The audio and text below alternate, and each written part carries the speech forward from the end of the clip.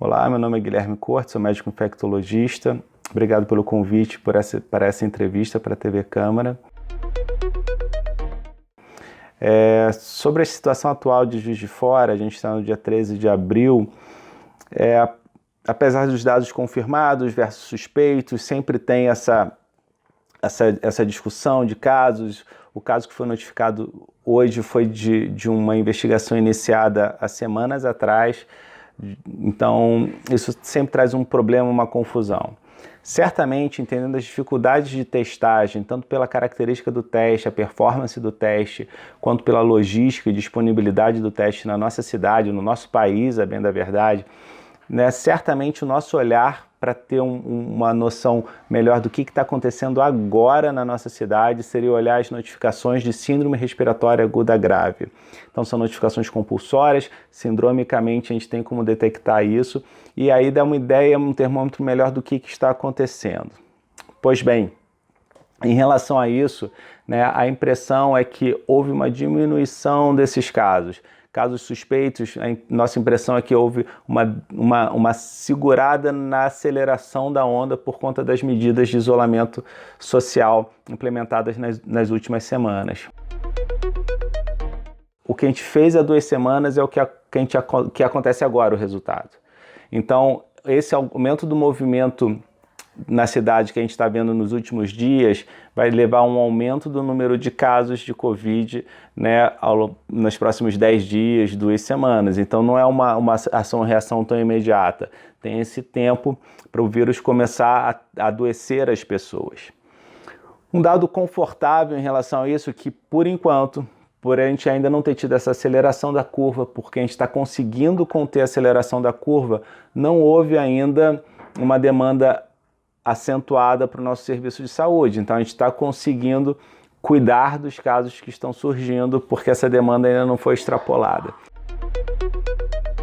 Tem que continuar cuidando, entre aspas, da nossa curva epidêmica, mantendo ela baixa e tendo sem explosão de casos, sem aceleração da curva epidêmica, para não causar o chamado colapso do serviço de saúde, de aumentar muito a demanda. Quando a gente olha os dados na Itália, quando isso aconteceu, quando extrapolou a capacidade do sistema de saúde de cuidar dos pacientes, a letalidade que estava 1,4% aumentou para 8%, 10%, enfim, aumentou cerca de 8 vezes a chance de óbito dos pacientes simplesmente porque estourou a capacidade de assistência à saúde. Então, esse é um cuidado que a gente tem que tomar. Por isso que é tão importante mantermos sim as medidas de isolamento social, como já tem sido previsto e estimulado em toda a nossa cidade. Bem, a questão do uso dos equipamentos de proteção individual, né, para profissionais de saúde, esse é um tema muito, muito relevante. O diretor da OMS estava relatando numa entrevista recente que em alguns lugares, cerca de 10% dos profissionais de saúde têm adoecido por Covid, o que é uma perda de força de trabalho, de uma força de trabalho essencial para o combate à epidemia. Então, a gente disponibilizar equipamentos de proteção individual para todos os profissionais de saúde, não somente para os profissionais de saúde que estão na lida das emergências, dos casos graves, tipo unidades de emergência, de atenção secundária, unidade de terapia intensiva, ambulâncias, mas sim para quem está também na atenção básica, né, que precisa examinar pacientes com síndrome respiratória, né, e que podem se infectar com Covid.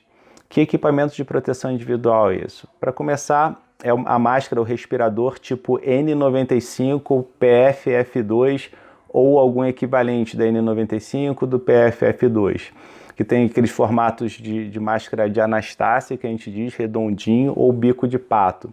Então, são essas máscaras. Uso de óculos de proteção, né, por conta das gotículas que podem ter, e uso de capote, enfim, e gorro para proteção maior, além de luvas para o contato.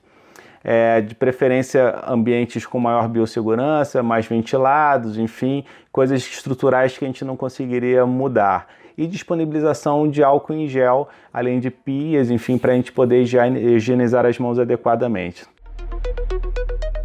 Uma coisa a mais, né, que entrou com uma medida adicional de proteção é o uso de máscara pela população em geral. O uso de máscara pela população geral é uma ação adicional que não substitui isolamento social, mas que pode ser uma proteção a mais quando a pessoa tem que circular. Então, quando a pessoa tiver que pegar o transporte público, tiver que ir ao mercado, enfim, além de usar máscara, né, manter a higienização das mãos, essas duas ações e evitar momentos de aglomeração são extremamente importantes para que minimize o risco tanto de pegar doença como de transmitir. Quanto tempo alguém com sintoma, com suspeita, deve ficar afastado de suas atividades? O ideal, assim, a maioria das pessoas continua, depois do início dos sintomas, a eliminar vírus durante uns 14 dias. Algumas poucas pessoas transmitem por até 21 dias. Isso nas pessoas que têm doença branda e que conseguem ficar em casa. As pessoas que ficam graves, que vão para terapia intensiva, podem ficar inclusive mais tempo do que isso eliminando o vírus. Então, enquanto elas estiverem no hospital, o mais seguro é sempre, principalmente em terapia intensiva, elas continuarem em isolamento. Muito bem, mas as pessoas que têm um simples resfriado por Covid, uma gripe, conseguem ficar em casa sem critérios de gravidade, elas precisam minimamente esperar 14 dias, né, depois do início dos sintomas, né, para deixar de eliminar o vírus. Mas isso é um contexto teórico que acontece para a maioria das pessoas. O mais seguro para se confirmar isso, em alguns países tem feito isso, é a realização de 2 PCRs, 2 coletas nasais para descartar a chance da pessoa ainda estar eliminando o vírus. É importante salientar que hoje disponíveis no comércio, nos laboratórios, tem 2 tipos de teste. O teste que detecta o PCR, a eliminação do vírus propriamente dito, e o teste que detecta a presença de anticorpo na pessoa. O fato da pessoa já ter anticorpo positivo não quer dizer que ela não esteja mais eliminando o vírus, tá legal? Então, isso é importante entender um pouco da interpretação desses exames.